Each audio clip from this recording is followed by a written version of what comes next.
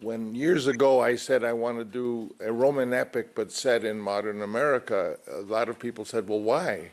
And I would say, well, because America was founded on the ideas of the Roman Republic.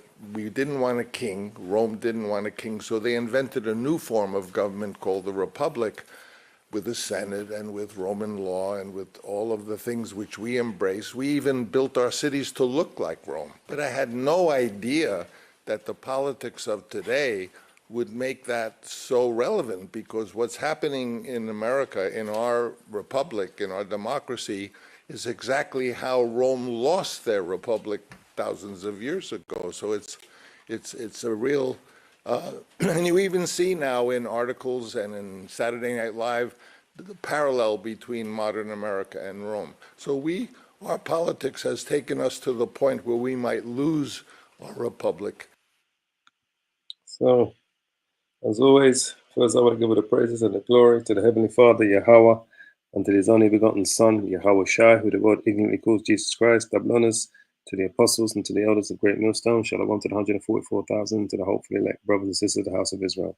So this is a quick one I'm going to do here. I actually did a video about this film that he did the other day, but they took it down because I used the trailer in the video that I did yesterday. So YouTube took down the video. They blocked it everywhere, basically. Now, he's talking about, as you can see here, explains why modern America reminds him of ancient Rome, right? Now, I did the video yesterday. Some of you might have seen it, might have been lucky to have seen the video that I did, but they took it down this morning, YouTube, based on this movie here, Megalopolis, okay? So I'm not going to play it or anything because this is the reason why they took down the video that I did. So I did a video on this movie yesterday to tell you, I was explaining to you that this movie here is the foreshadowing of America's fall, 100%. When you watch this trailer, you understand that it's the foreshadowing of America's fall. And the person that made it, Francis Ford Coppola, as you just heard him say in his statement, that the reason why he made the film, because America reminds him of ancient Rome. Now, we've always told you that America is the reincarnation of the Roman Empire. America is the reincarnation of the Roman Empire, all right? So this movie, I think, comes out, it may have came out in the US already. I know it comes out in a few days over here in the UK and that, but I'm telling you, if you can stream it, however you get to watch it, watch this movie, because it truly is the foreshadowing of America's downfall, Megalopolis, all right? So like I said, I won't play it because they took down the video that I did yesterday about this movie, right? And I was explaining to you that this is 100% the foreshadowing of America's fall, this movie that's been made by Francis Ford Coppola. So now he's come on the record to tell you why he made the movie, all right? He said himself, let's just quickly hear him again. He's come on the record to tell you exactly why he made the movie, all right? Let's play it one more time. When years ago I said I want to do a Roman epic but set in modern America, a lot of people said, well, why? And I would say, well, because America was founded on the ideas of the Roman Republic. We didn't want a king. Rome didn't want a king. So they invented a new form of government called the Republic, with the Senate and with Roman law and with all of the things which we embrace. We even built our cities to look like Rome. But I had no idea that the politics of today would make that so relevant, because he said, we even built our cities to look like Rome. He said the whole thing. He said, listen again what he says. He said, he said the whole Senate. This is what he says again. Called the Republic, with the Senate. Hold on, let's go back a bit. King. So they invented a new form of government called the Republic, with the Senate and with Roman law and with all of the things which we embrace. We even built our cities to look like Rome. But I hadn't. Right. So he knows that America is the reincarnation of the Roman Empire. All right.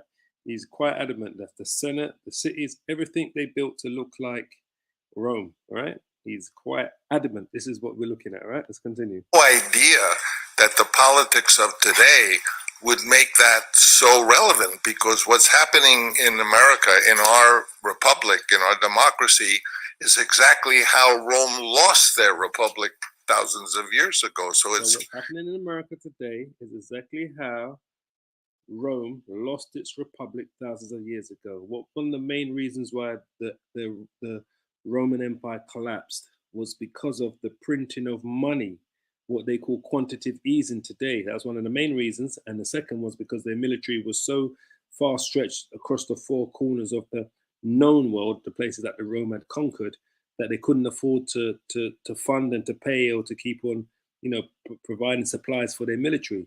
So back then, quantitative easing, printing money was melting down. They would melt down the gold and silver coins. They would mix them with copper and iron, and then they would recreate new coins and they would distribute them. Today, they just print money.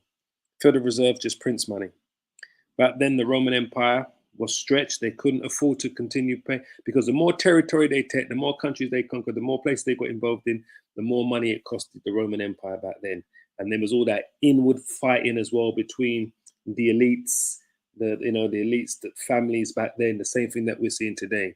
So the same things that caused the ancient Roman Empire to fall is the same thing that's going to cause modern Roman Empire, the reincarnation of the Roman Empire to fall, which is America, Babylon the Great, basically. And this is what this film is all about, Megalopolis. It's about the fall of this mega city. Remember, America is in the Bible, it's referred to as a city, right? That golden city, right? It's referred to as that golden city. It's referred to as that spiritual city named Sodom and Egypt. That's America. This is Megalopolis is a Greek word. I believe it means something city. Let's see if I can get it up here. Megalopolis. I should tell you here. A chief city, a metropolis, right? So the chief city is America, Babylon the Great. That's what we're looking at. That's the chief city, Babylon the Great. Getting ready to fall, getting ready to fall. So this is what he's talking about here in his interview, right? It's a real, and you even see now in articles and in Saturday Night Live, the parallel between modern America and Rome. So our politics has taken us to the parallel between modern America and Rome. We see it, we know it, we're not in no illusion on what's going on. So I'm just going to bring out a couple of scriptures and then I'm going to shut this down. I'm going to spend long on this. I'm going to show you that these elites know that America, that fourth beast, that deadly wound is healed. All right. This is what he's talking about. This is Babylon the Great, the reincarnation of the Roman Empire. And Stephen goes right to the point. Revelations 13:3. And I saw one of his heads as it was wounded to death, right? And his deadly wound was healed. And all the world wondered after the beast, right? All the world wondered after that deadly wound that was healed. That's the reincarnation of the Roman Empire. That's what you see taking place in America. It is the reincarnation of the Roman Empire. And they worship the dragon. The dragon is symbolic for the Roman Empire, for its power. And it's talking about America, which is the reincarnation of that Roman Empire, which gave power unto the beast. Now, we know the beast is talking about is NATO and the European Union, but the head of NATO is who? America, Babylon the Great. And they worship the beast, saying, who is like unto the beast, who is able to make war with him? Because that's the military arm of this reincarnation of the Roman Empire, is NATO. America's the head of NATO. All right. It says, and there was given unto him a mouth speaking great things and blasphemies. He's talking about Babylon the Great, America. And power was given unto him to continue 42 months, right? So power was given unto him to continue 42 months. Now, when you break that down, that works out to 3.5 years, right? And when those 3.5 years are symbolic for what? 350 years of slavery. That's what that's talking about, those 42 months, right? This is parabolic language, just so you understand, right? 42 months is 3.5 years. 3.5 years is symbolic for 350 years of slavery. And he opened his mouth in blasphemy against the Most High, to blaspheme his name and his tabernacle and them that dwell in heaven. And it was given unto him to make war with the saints. And this is what he did, right? Going all the way back when Christopher Columbus first came to the Americas. Christopher Columbus never actually came to America. He came to the West Indies. And then you had the Cortez brothers that came to the Americas. And then you had America Vespucci, who America was named after. And then, the Pilgrims and that came from Europe. They was given to the Edomites, to make war with the saints. The saints are who? The children of Israel. Who did they make war with? The Native American Indian tribes, right? Of North, South America and Canada, right? Today, who they call Latinos, Hispanics, Mexicans, and Puerto Ricans. They also made war with the Saints when they captured them from the west coast of Africa, put them on slave ships, brought them to the Americas, right? To build this new empire, this reincarnated Roman Empire. So it was given unto him to make war with the saints. And the Most High gave these Edomites power to make war with the saints, right? And to overcome them. And power was given him over all kindreds, tongues, and nations. All right? Babylon the Great, America. And all that dwell upon the earth shall worship him, whose names are not written in the book of life and all that dwell upon the earth shall worship him, whose names are not written in the book of life of the Lamb slain from the foundation of the world. Because they worship this place, America, right? And then this is when it goes into it says, if any man have an ear, let him hear. He that leads into captivity. Who led us into captivity? The Edomites. Where did they lead us into captivity? The main captivity was the Americas, right? Shall go into captivity. This is going to be his ultimate judgment. This is why he can see the fall of America, but they don't really understand the full 100 of what's really going to take place when America falls. It's going to go out first economically, then it's going to go out through war, nuclear war, and then the chariots of the Lord and the angels, right? That's going to be the final nail on the coffin on America when the Lord and the angels completes the destruction of America. But first, it's going to fall inward first, right? Economically, just like our ancient Rome fell inward. He that killeth with the sword must be killed with the sword. Here is the patience and faith of the saints. Who are the saints? The saints are the children of Israel, the Israelites, the descendants of the transatlantic slave trade, the descendants of the Native American Indian tribes. Those are the saints. And I beheld another beast coming up out of the earth, and he had what? And he had two horns like a lamb. Those two horns are symbolic for the two-party system that they took from the Roman Empire. Today they call it Republican and Democrat. Back during the Roman times, it was called the patricians and the patricians and the plebeians. The plebeians and the patricians. That's where this two-party system comes from. So when it says he has two horns, the two horns are symbolic for those two-party systems, right? And he spake as a dragon, right? Let me just quickly show you here. Two-party Rome. Plebeians, plebeians and patricians. May have spelled this wrong, but let's see if it brings it up. There you go, plebeians and patricians. The patricians would be the upper class people, such as the wealthy landowners, who would be in the patricians group. The plebeians would be the lower class, which would be the normal people in Rome. The separations meant that they would be completely separated. Plebeians could only marry people from their social class and so forth. So this is a two-party system. The Republicans see themselves as the patricians, while the Democrats see themselves as the plebeians. Like they want you to believe that they're for the common people, while the patricians are the Republicans who want you to believe that they're the upper class. They're above reproach, basically. But they're both two sides of the same coin, basically. So that's the two horns. When it says here, and he had two horns like a lamb, that's what he's talking about. But it's referring to today, the Republicans and the Democrat. But it says, and I beheld another beast coming out of the earth. That's the fourth beast. That's the reincarnation of the fourth beast in the book of Daniel, chapter 7. Remember, if you go to the book of Daniel's, where we got it.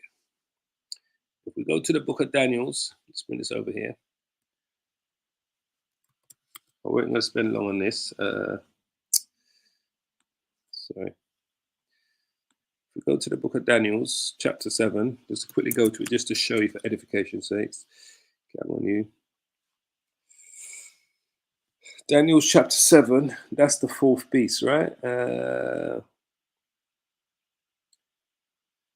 Daniel chapter 7, verse 7.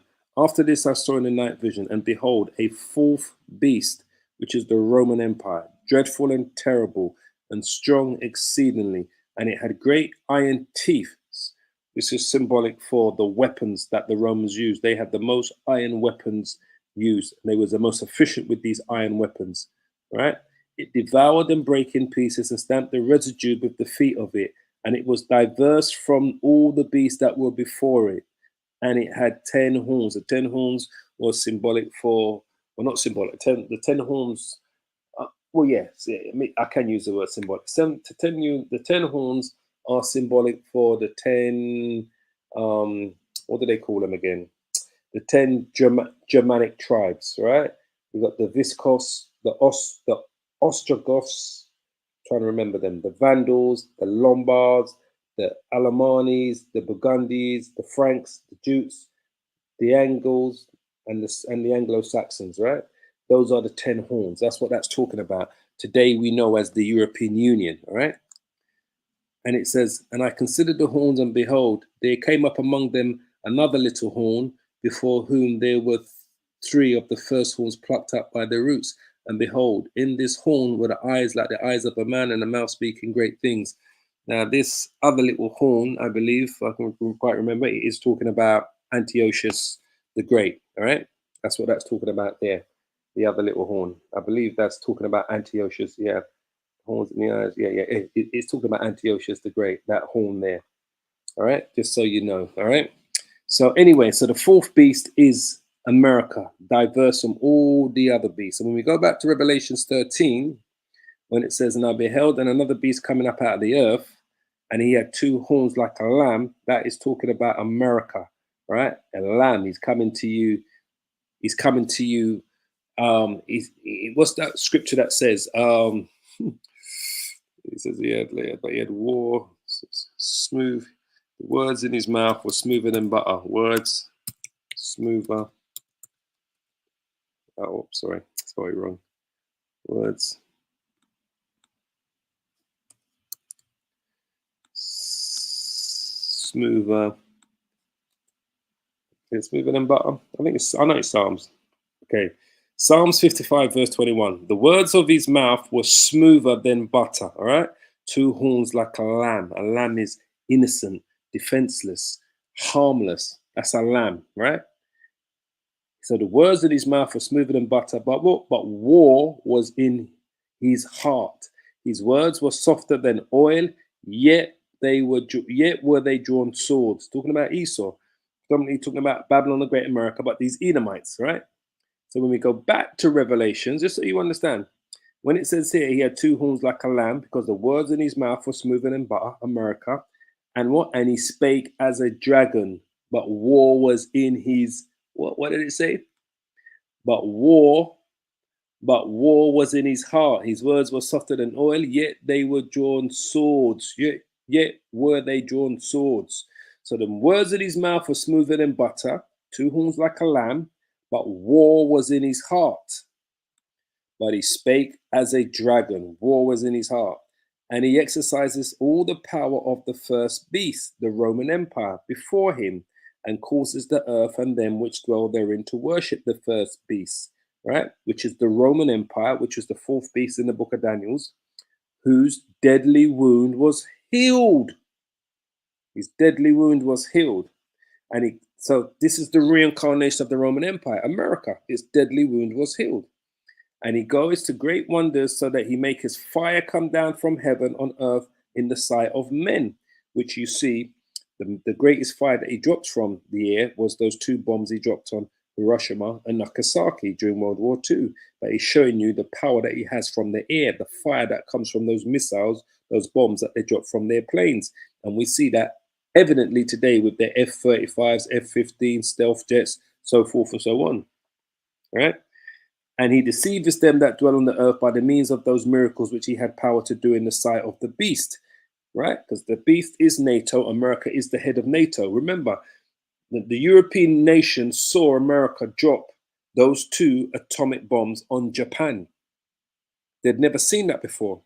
England, France, Germany. This is how they got the Germans to give in, the Japanese to give in, against them in the Second World War. When they saw those two bombs, the whole of Europe, the beast, which is the European Union, saw the power of the dragon, the fourth beast, which is America, all right? So he says, when he had power to do in the sight of the beast, and today America is the head of the beast because it's the head of NATO, saying to them that dwell on the earth that would make an image of the beast, which had the wound by a sword and did live. Had a wound by the sword and did live, the reincarnation of the Roman Empire. So when Francis Ford Coppola says this, boy, I can't wait to see that movie, He's 100%. He's 100% on point. Years ago, I said I want to do a Roman epic, but set in modern America. A lot of people said, well, why? And I would say, well, because America was founded on the ideas of the Roman Republic. We didn't want a king. Rome didn't want a king. So they invented a new form of government called the Republic, with the Senate and with Roman law and with all of the things which we embrace. We even built our cities to look like Rome. But I had no idea that the politics of today would make that so relevant, because what's happening in America, in our republic, in our democracy, is exactly how Rome lost their republic thousands of years ago. So it's a real and you even see now in articles and in Saturday Night Live the parallel between modern America and Rome. So our politics has taken us to the point where we might lose our republic. And they're going to lose their republic. How are they going to lose their republic? Through Yahweh Bashim, Yahweh Shai. They're going to lose their republic. The Lord is getting ready to take Babylon the Great down. They are going to lose their republic. It's going to be the greatest destruction the world has ever seen. The whole world is going to witness it. The Lord is coming back to deliver his saints, the elect of the children of Israel. He's coming to make war with the beast and all of his allies and to subjugate them. So yeah, it's coming and he can see it. And this is why I say, if you can, when this movie comes out, family, please watch it. Like I said, they took down my video yesterday that I did on this movie here because I was playing part of the trailer in the video, speaking about this movie and how it is the foreshadowing of America's fall. YouTube blocked it and took it down. That's fine, no problem. I just thought I'd do this one today because now Francis Ford Coppola is actually speaking on exactly what I was speaking on yesterday. He's speaking on that today. When this comes out, all got to do is look to watch it. All right. So anyway, I pray you're edified. All praises and glory to the Heavenly Father, Yahweh, and to the Holy Begotten Son, Yahweh Shai. Double honors to the apostles, to the elders of Great Millstone. As I always say, family, keep praying, keep safe, repent, and hold on to this truth. Because the devil knows, these demons know what's coming, man. These elites know what's happening. But we know because we got the scriptures, right? So shalom, shalom, shalom. I pray you're edified. All praises and glory. All praises, family.